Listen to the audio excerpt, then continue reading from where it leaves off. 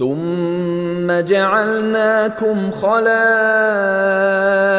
في الأرض من بعدهم لننظر كيف تعملون.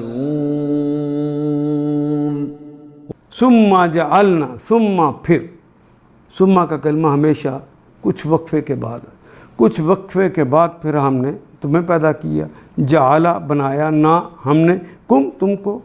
جعلا بھی جعل سازی اردو میں استعمال ہونے والے کلمہ ہے.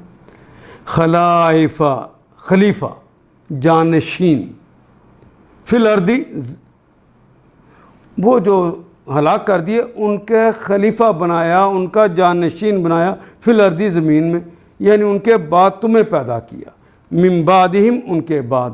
لننظرا، لام کے لیے نون مضارع اور متکلم جمع کی علامت، لیکن یہ اللہ کے پروٹوکول کے لیے ہے.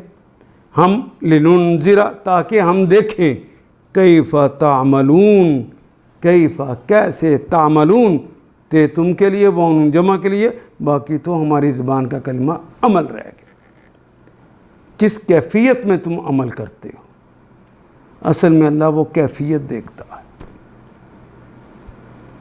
قربانی کی ہے کس درجے سے کی ہے، گناہ کیا ہے کس نیت کے ساتھ کیا ہے، وہ بھی اس کے اندر وہ کیفیت کاؤنٹ کی جاتی ہے.